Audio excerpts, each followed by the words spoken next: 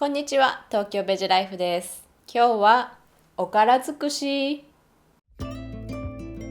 豆乳や豆腐を作るときに副産物としてできるおからは、ビーガンの皆さんにはぜひ食べていただきたいエコ食材というのはこの間の動画でお話ししましたが、今日はそんなおからを毎日のビーガンクッキングに取り入れるアイディアをご紹介していきます。まずおすすめなのがサラダに入れることです。キヌアやクスクスを加えるように普段のサラダに入れるだけで食べ応えのあるサラダに変身するだけではなく、タンパク質、食物繊維がプラスされます。今日は私が特におすすめなカブとアボカドのサラダをご紹介します。作り方はとても簡単。まずはカブとアボカドを食べやすい大きさに切ります。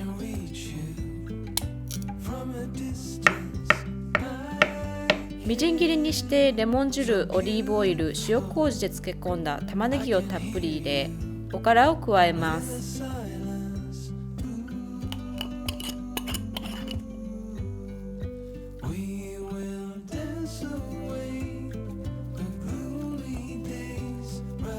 お好みでレモン汁を足せば出来上がりです。冷蔵庫で少し置いておくとカブに味が染み込んでより美味しくなります。レタスやトマトとどうぞ。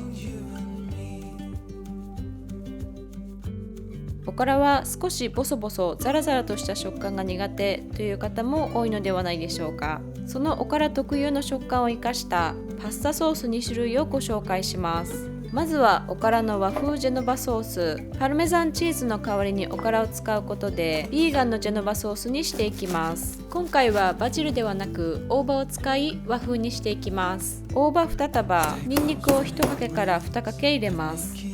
レモン汁大さじ1を加え、通常は松の実を使いますが、松の実は非常に高価なので、ひまわりの種4分の1カップにおから2分の1カップを入れ、塩小さじ4分の1を加えたら、オリーブオイルを4分の1カップ入れます。あとはフードプロセッサーまたはブレンダーにかけるだけです。様子を見ながらペースト状になるようにオリーブオイルやお水を少しずつ加えて調整してください。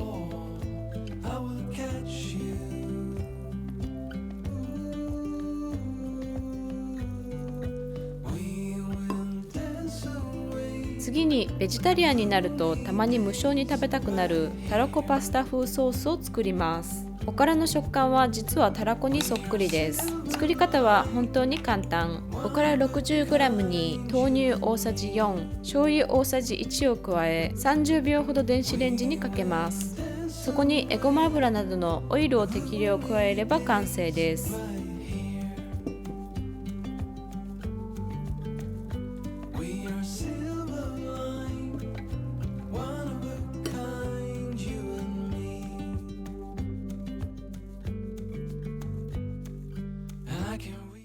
次におからといえば入りおからではないでしょうか。入りおからもボソボソしていて苦手という方は多いと思いますが、しっとりと仕上げるコツをご紹介します。まずは野菜を準備します。人参は太めの千切りに切り、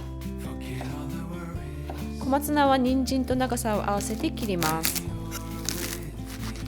少し多めの油で人参を炒め始めます。油を多めにすることでおからが油でコーティングされるので水分が逃げずにパサパサとなりません。小松菜の茎の部分とおからを入れ、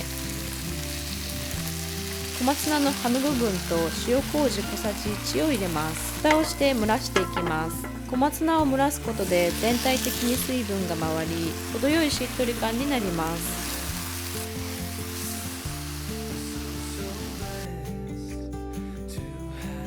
おからはもともとは大豆なので豆腐やお豆のようにスープに入れるのもおすすめです。今日はおから入り韓国風スープをご紹介します。ズッキーニ2分の1本は半月切りに、玉ねぎ4分の1個はくし切りに、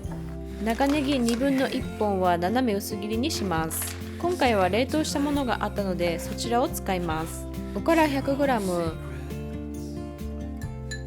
にんにく2かけはすりおろし、韓国産粉唐辛子小さじ2、ごま大さじ2分の1はすり、コチュジャン大さじ1、醤油大さじ2を加えます。お水2分の1カップを入れ蓋をしたら弱火で8分煮込みます。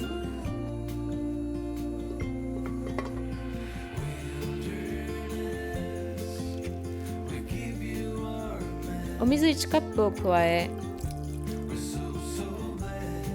豆乳を1/2カップほど加えて温めたら出来上がりです。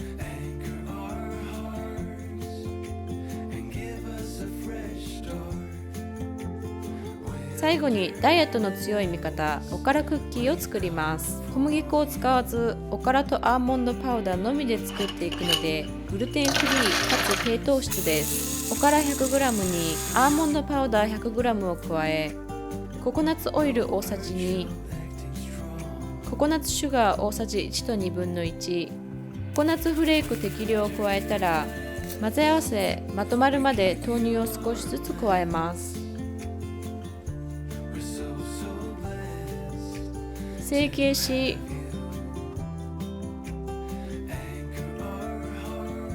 200度のオーブンで20分焼き、5分ほど冷ましてからさらにラックなどで冷まします。